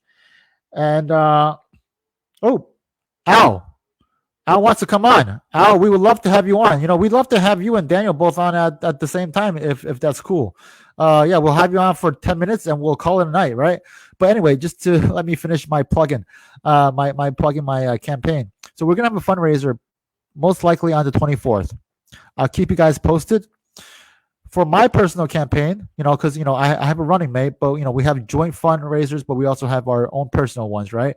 My own personal fundraiser will be, I want to say, June 21st. June 21st. The reason I chose that date is because June 21st is the birthday of my son Donald. All right, it's his 1 year birthday, and because I talk about him on the campaign trail all the time, I thought it would be a very fitting and special way to celebrate his 1 year birthday, right? To have a fundraiser in my son's honor for his birthday on June 21st. That's also on a Monday. So the place and the location and the time for that June 21st fundraiser is still being worked on right now. But when I finalize that, I will share it with all you guys. And I invite one and all to come to my son's first birthday party / my fundraiser. All right, let me bring back Daniel. Hey, Daniel, what's up? Hey, sorry, Ronnie. I think we got a technical difficulty there. There we go. Yeah, It's okay. I wanted to come back and finish that. Finish that thought. We were rolling for a little bit there. Where did we leave off? Jack, right? Sorry, I'm responding to Al right now. I think Al may want to come on. If Al wants time, let's get him some FaceTime. Yeah, one because he's a candidate. let's get Al on right now. I mean, we're going on 1 hour and 30 minutes. This is this has been by far the longest Real Talk with Ronnie show. But hey, you know what? If it's good, let's keep it going, right? So Al, I've why let me not? send you the link. What we could do is we'll plan it next time. And yeah, next time what I would love to have, if I would love to have Richard, Al, and Jerry, the entire ticket, come on, right? I think that would be a great show.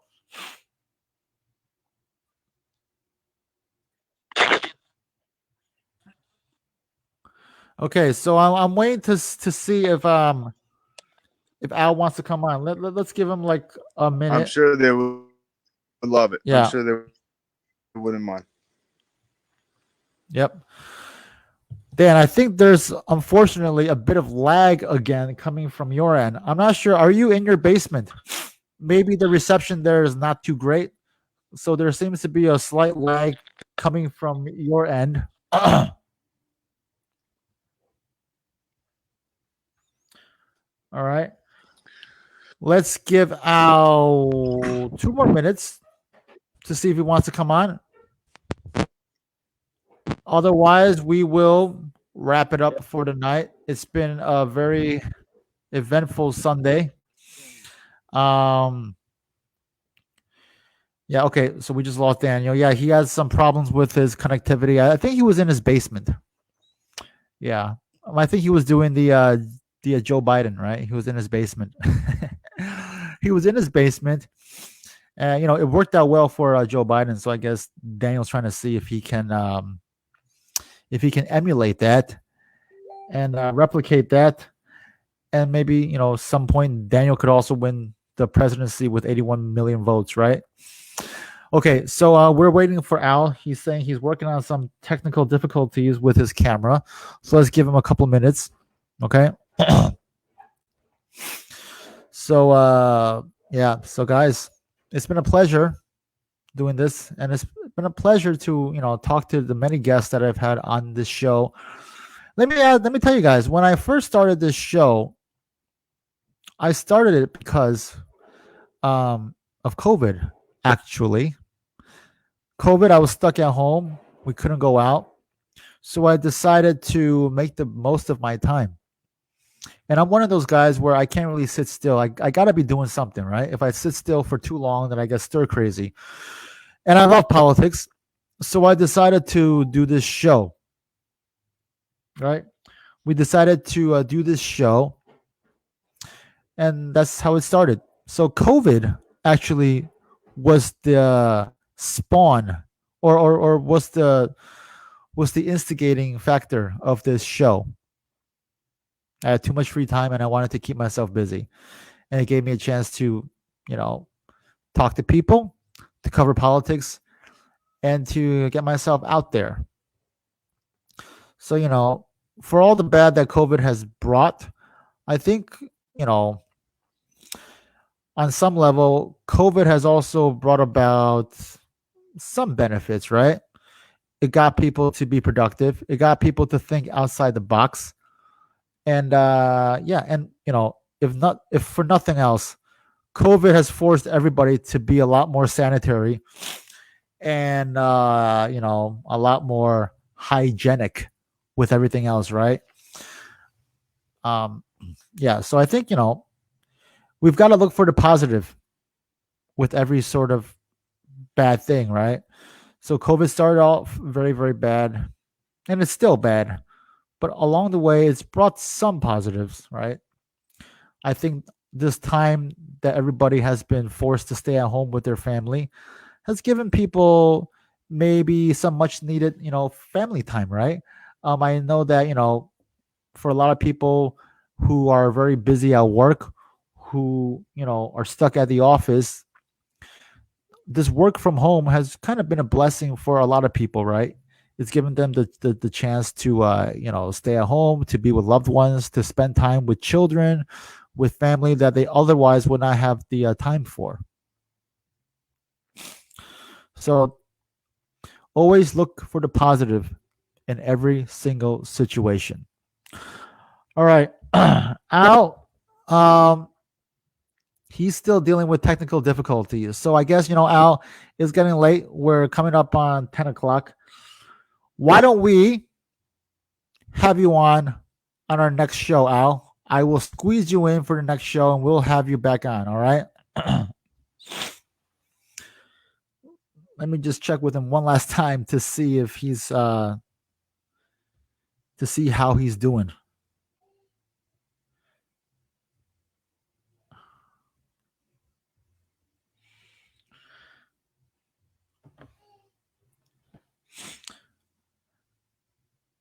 Okay, so let's see. Let's give Al one more minute. One more minute to see what he responds. All right. I've had this glass of water in front of me this whole time, and I've been so thirsty. I don't know why I didn't drink it. I'm gonna drink it now. I'm gonna pull a Marco Rubio and drink a glass of water on stage, or in front of a camera. But I think I did it more gracefully than Marco. All right. All right, Al. I think we're gonna call it a night and wrap it up. All right. To everyone who's watching right now, thank you for joining Real Talk with Ronnie tonight. I kind of like this. Oh, Al just came on. Okay. Hey, Al. What's up, buddy? You gotta turn on your mic. We cannot hear you.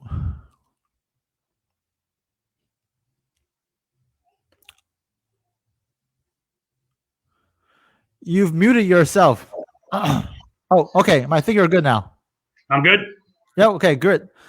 Great. So Al, you made it in the nick of time. I was just about to shut this thing down, and you got on. Okay. Great. Not a problem. Nothing like an impromptu interview. All right, Al. So thanks for joining us tonight. And actually, tonight, wow, has turned out to be a great show. We went from 0 guests to having 2 guests. So Al, why don't you tell us about yourself to the viewers who are watching right now, and to all the viewers who will be watching, later on, because this show has been getting quite a few hits.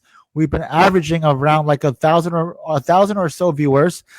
So Al, why don't you tell us about yourself, where you're from, your background, how you got started in politics, and why you want to be the next assemblyman from the 38th district? Sure, Ron. I appreciate it. Appreciate giving me the time to do it. I'm glad I could step in here tonight and had some time. I couldn't get on earlier. My name is Al Mastrofilipo. I'm running for candidate of the 38th district of New Jersey. And I just lost your.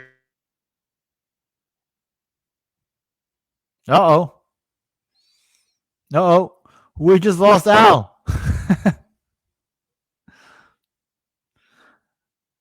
Huh. I don't think it's my problem. I think it's his internet. I never take blame. I always blame the other party's internet connection. And I think that's usually the case, right? Because I know my internet's working fine. I'm looking at it right now, and my Wi-Fi speed and my internet speed is it's beautiful. So I don't think it's me.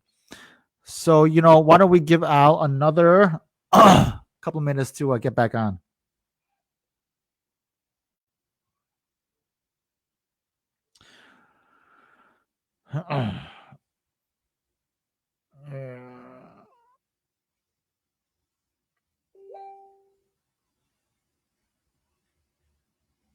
All right. Al is in the process of fixing his connectivity issues, and he will be hopefully rejoining us very, very soon. Yeah. So, sorry for the technical difficulties. I swear it's not my fault. It's never my fault. All right, we're gonna give Al a few minutes. I know Al's working hard right now to try to get it back on. So let's give him. Okay. All right. You know what? Al's having a lot of problems right now. So why don't we continue this segment with Al on a different time?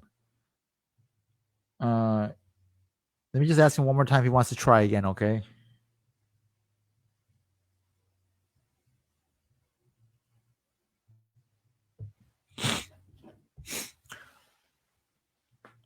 All right. Yeah, so as I was saying, well, now that we have this time again, let me just continue plugging my my campaign. So you can go to Ronald Lin USA on Facebook. Search for me on Facebook, Ronald Lin USA. If you click on the button on the top that says join now or sign up, that will link you directly to my Anadot. That's my electronic campaign account, where you can donate any amount of money that you wish. Bear in mind the maximum that you can donate for this quarter, for the quarter before the primary, is $2,600. Okay. Oh, Al's back on. Let's give us one more go. Okay. Hey, Al. How are you? Good.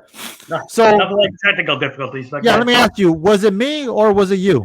No, actually, to be honest with you, it was completely my fault. I had to switch computers because the camera was not working, and I grabbed the computer, and obviously one of my sons did not plug in tonight, and it went dead. So Oh, okay. I'm on that computer now, but I plugged it Okay. in. So it was definitely your fault, not mine. It was definitely on mine. You're off the hook here, Ron. They're not going to hold a scandal against you. All right, good. That's one less scandal off my plate, right? Okay. So Al, yeah. So why don't you continue with what you were saying? So tell us about yourself and where you're from and why you want to be the next assemblyman from the 38th district. Well, as I said earlier, I was born and raised in Lodi my whole life. Lived here all 54 years of it. I didn't want to say I got into politics. I got into looking to make changes in our Board of Education here in town. I felt that at the time our educational system was going in the completely wrong direction in ratings. And as you know, ratings, and as a county commissioner, I know you'll know this, that ratings affect direct prices of houses, as well as tax rates and structures. So I got into the board because I had two children in the school system, and this realized that we dropped quite a few ratings in the last 9 years, and put our high school in an area where it should never have been. Right. And I attributed a lot of that to Lodi's infamous for its nepotism problems. And let me state this, that I've stated this publicly many times. When I say nepotism, it's it happens everywhere. It happens in corporate America. It happens in towns and districts that people hire friends and family are there. My problem with nepotism has and always will be is when you're unwilling to fire people when they're not doing the job they're supposed to do. It's to me, it's not as much as giving somebody a chance for an interview or a chance to have a position. It's more so in private sector, as I've been in my whole life. I'll give anybody a chance, but in the end of the day, if they can't perform the job, they have to go or be moved on to a different position. And that's why I think nepotism hurts in the government end of the business. Maybe not as much in corporate, only because corporate has a bottom line dollar, and education, borough management, county management is paid directly from the tax dollars. You don't have a choice of who's going to do those services for you. So, but I think in the corporate America, it's a little more you perform or you go. I know in private sector, at least in my world, you perform or you go or you move to a different position. It's right. no ifs, ands, buts. There's a lot of people depends on your job. Right. So Al, in the private sector, what do you do? What is your job? Well, for years, I was my family owned a catering hall here in Lodi. It was called the North Pole Restaurant, Windsor Gardens. We had it for about 62 years. I ran it with my dad, and my grandfather was there for a short period while I was there. He passed on, but we had done that most of our lives. I've had multiple other businesses, mostly in the hospitality. I've also been in the marine industry for a few different fields. I enjoy sailing and boating, and so I got into that business. I manufactured a couple of products for the marine industry that I patented. Currently, right now, I was actually, a direct recipient of the COVID issue. I was building a new place in Hackensack, and the day after we got approvals from the town, they shut everything down. A week later, they shut everything down. I mean, I lost considerable amount of money, not like some of the people that I've seen what they've lost their whole futures, their businesses, in some cases, their families. So I don't want to go on what I lost. I lost some money. Money can be recovered, but these people lost a lot more. Right. They lost their futures, and hopefully they bounce back. I spent the last year helping places as much as I could, trying to get people acclimated to a different way of doing their business. I volunteered my time to speak to people that I knew and strangers when they needed it, to try to get them acclimated to the takeout world, to fine dining, who was not their forte, to develop outdoor areas where they could develop, or where they came down to a nice patio being built, or a couple of garbage cans with some wood fire in them. But we did everything possible to try to keep as many places we could open. It's very sad, though. the lack of consideration that was given to decisions made. And I'll be the first one to say, listen, I forgive any governor or administrator or legislator that in the first few months panicked and reacted accordingly to an unknown situation and what they were going to do. But 14 months later, I can't give that kind of pass to people. Changes should have been made, should have adopted.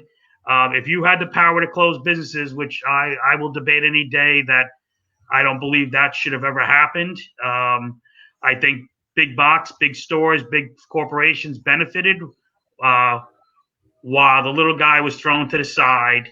And if you look at the campaign contributions, it forwards the same mentality. While big box stores were donating to these campaigns, the little guy got shut down. And who benefited? Let's be honest. I'm not going to accuse any companies. Let's be honest. Home Depot, Lowe's, Walmart. They did fantastic through this.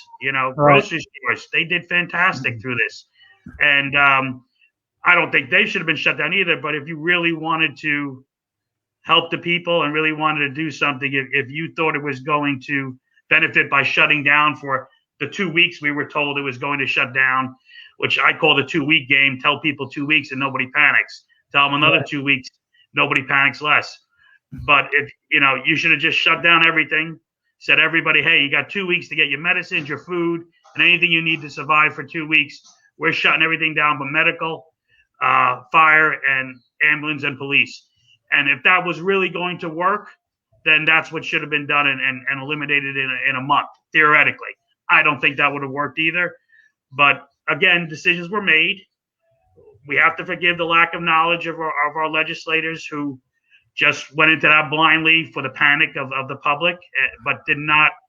You can't forgive them 14 months later, Ron. You had to have rethought your thing. If you're waiting for public opinion, then you're the worst legislators possible. If you sat back and said nothing and just went, okay, I don't want nobody to get mad at me because everybody's panicking, then you're as much as to blame as the governor is. I decided when I ran for the board that I went there to fix problems. I wasn't going to go there, and time is valuable, as you're aware. I wasn't going to go there and, how can I say this? And just hopefully I could fix things.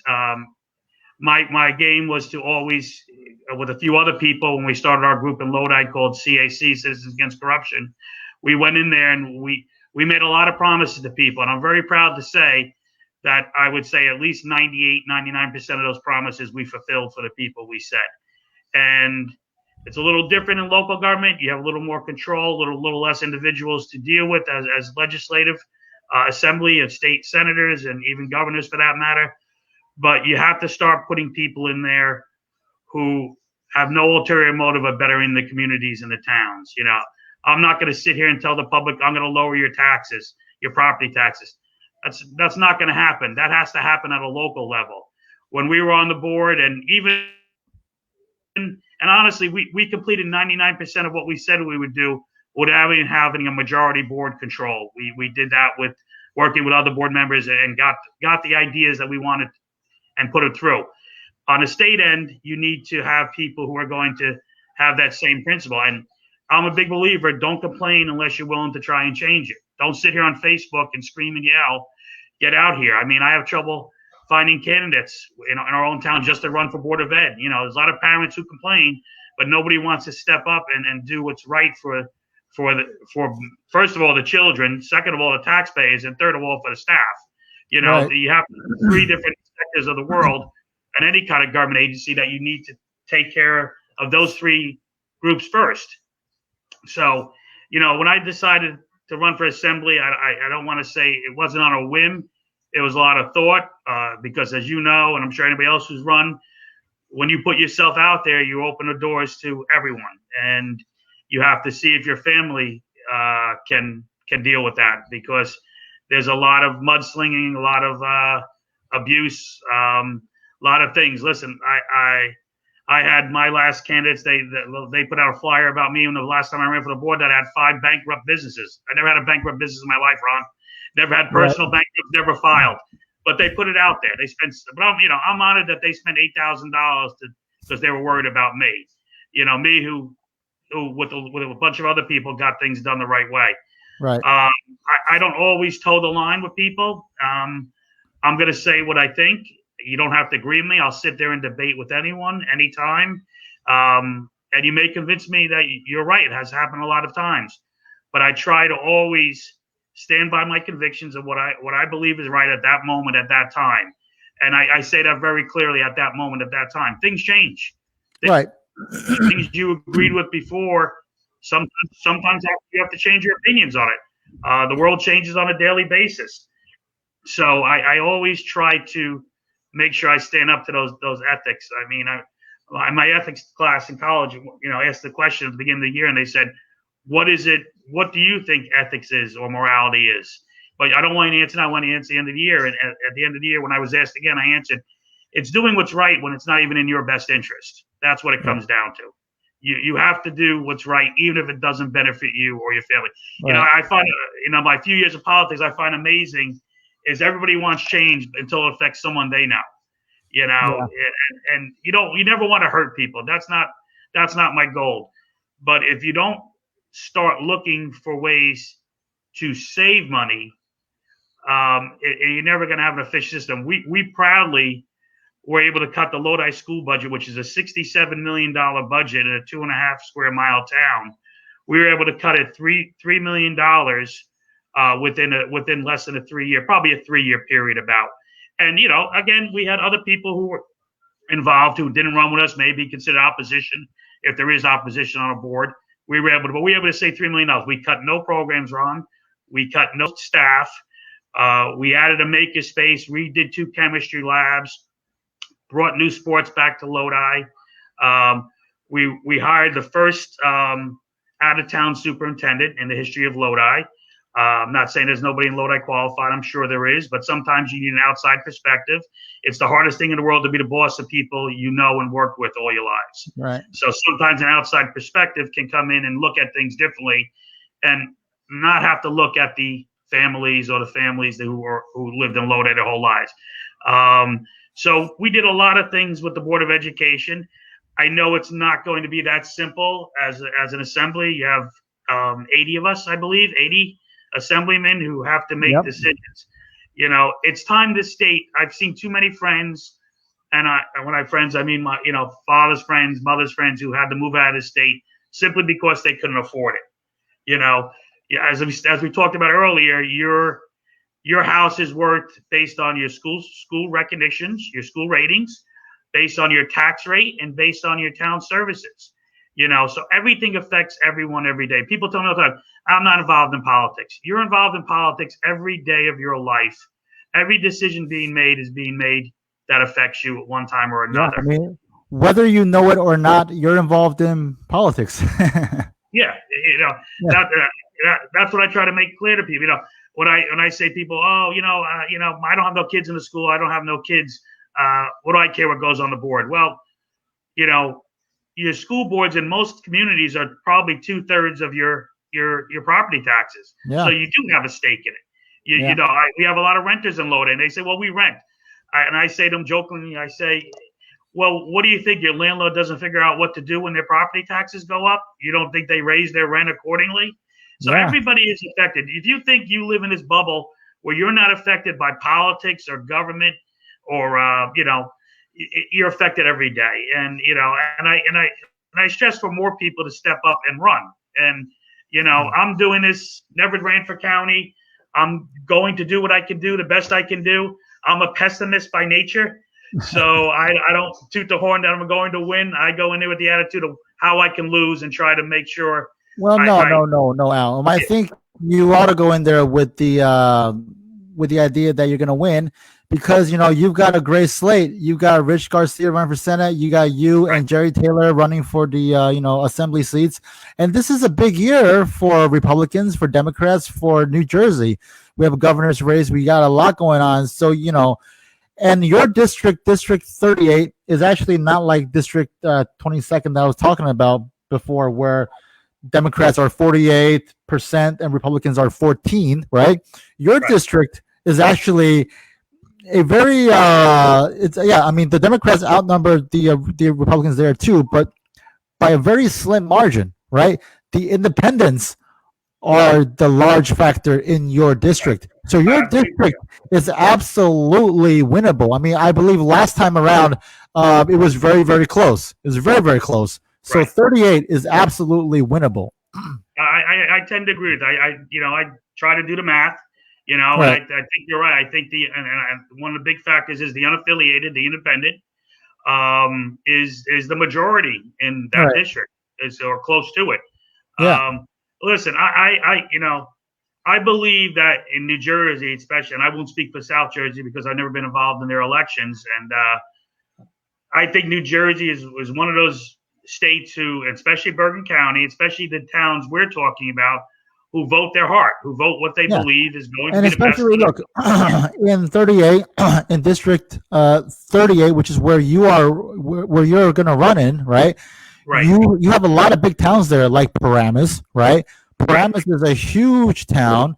So I think, and I said this, I believe at Rich's fundraiser, like a couple weeks ago. I said that, if we take 38, then we take Bergen County.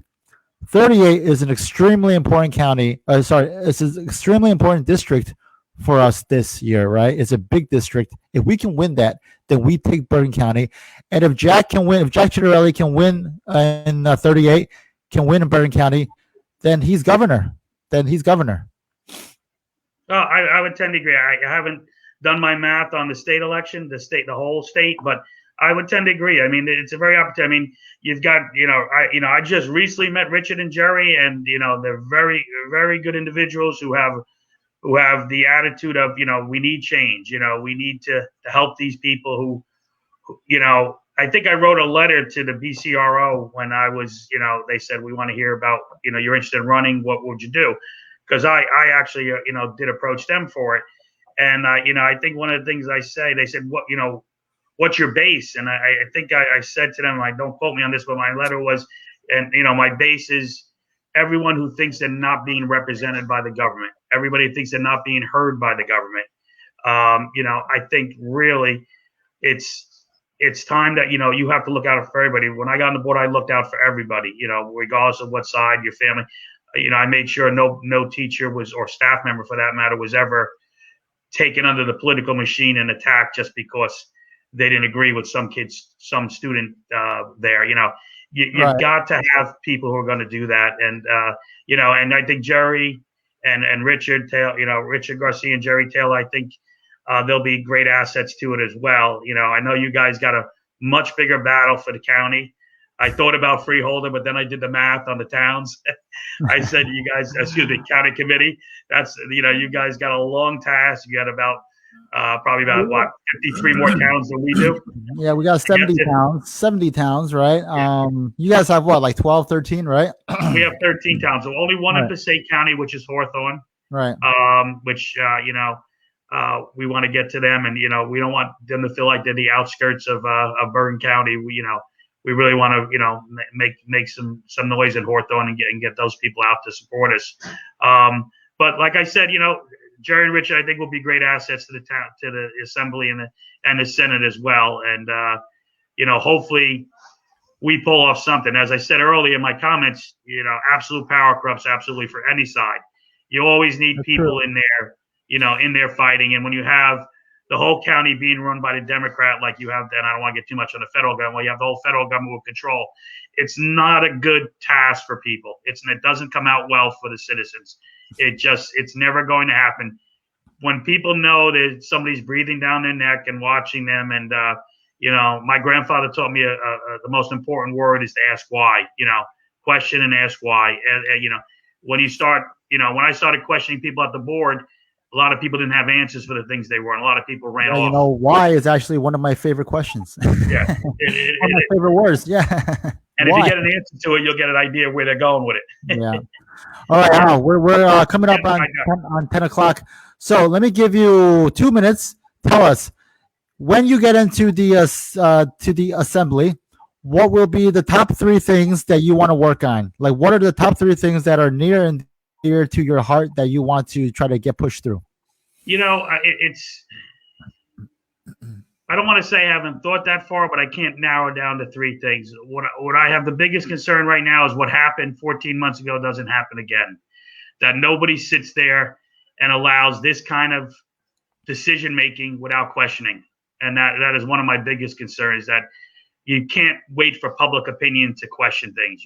Even if it's not in the best knowledge of public agenda at that point, you have to ask the questions. You have to ask people, and if you think that things are being done for other reasons besides what they're trying to make it, you have to come in and question it. And I think that, to me, is one of the most important thing, that what happened 14 months ago and for the last 14 months and really continuing to happen right now needs people out there and questioning, and not allowing them to just go with carte blanche and no one asking. And like I said before, to me, that is the biggest disgrace if no one stood up and asked questions and listen. And in cases, make us think about it. Make us think about it publicly on Facebook or social media. We have the greatest assets right now to get out to the world. It's the easiest time in the world to get your opinions out there. So as far as what I'm going to do, follow our Facebook page. We're launching mine and Jerry Taylor's Facebook page tomorrow. It's NJ38. If you tap into Facebook, it's NJ38 Republicans, and you'll see a lot of what our bio is, who we are, and what we intend to try and do.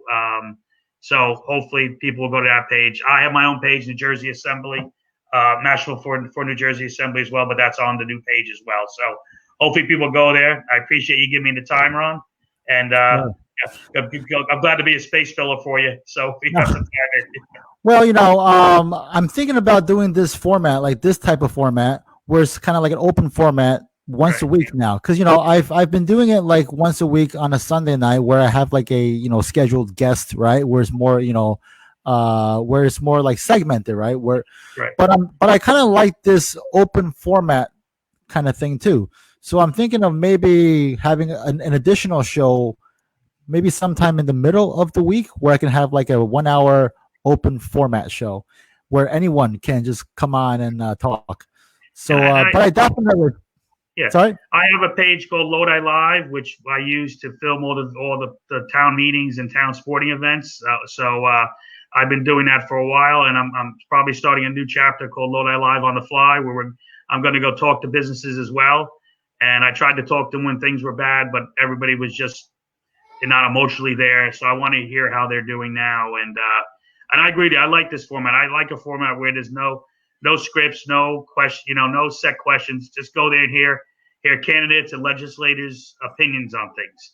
You know, sometimes when you get time to think about it, you got too many answers. Just what's your answer? So I think tonight we were gonna have Billy Prempeh on, and then he had to cancel last minute. But I think that was actually a blessing in disguise, because then it's kind of opened up this whole world for me, where we can do like this open format forum. So I think going forward, we're gonna stick with the Sunday night segment where I have a guest, right? And then sometime midweek we're gonna have an open forum show. I think that's a pretty cool concept. So I want to thank Billy for giving me this idea. Okay, Billy's off the hook now. Yeah. All right. So Al, thanks for coming back on. For coming on, and I would love to have you on a Sunday segment also, right? Maybe next time we can have both you and Jerry on, right? You and Jerry can both come on at the same time. All right. Absolutely. All right. Thanks so much, Al. All right. Good luck on your campaign, and we'll be seeing you soon. Okay. Same to you, Ron. Okay. Thank you. Bye-bye. All right, guys. Tonight has been a blockbuster 2-hour show. I was not anticipating this. I thought it'd last at most 30 minutes because it was just going to be me. But then this open format, forum turned into something completely different, right? We had two great guests on tonight. Daniel DeMarco, a campaign operative, campaign manager for Richard Garcia, came on. And then we had Al Mastrofilipo, who is currently the District 38 Assembly candidate in New Jersey. So we had two stellar guests on tonight, and it was all last minute. I mean, they were watching and they just came on. So this open forum, I think it's a pretty cool, neat idea. So yeah, we're gonna do this. I think, starting once a week, this open format. So we're gonna have, I guess, two shows going on now, right? We're gonna have the one on Sunday that's more scripted, that's more, it's a structured show, right? On Sunday nights. And then on Wednesdays, or sometime midweek, I haven't decided on which day yet because I just thought of this great idea tonight. We're gonna do this open forum, format. All right, guys, I really need to go to the bathroom. I've been holding this in for like 2 hours now, and I need to get a drink of water because I'm thirsty. And I believe I need to go see my kid. Okay, he's been actually pretty well behaved. I mean, he was kind of cranky during the first hour, but during the second hour, he's been great, right? So I'm gonna go give him a hug and a kiss, and it's probably almost his bedtime. But guys, thank you for watching Real Talk with Ronnie live tonight. It's been a pleasure to talk to you for 2 hours on a Sunday night, right? We're gonna do more of these open formats. we will do more of these open formats, and then don't forget to watch us live next Sunday with our scheduled guest, the identity of which will be revealed to you later this week. All right. So thank you for joining us. Good luck. God bless. Love you. And I'll see you next time, possibly midweek, and then once again on Sunday. All right. All right, guys. Take care. Bye-bye.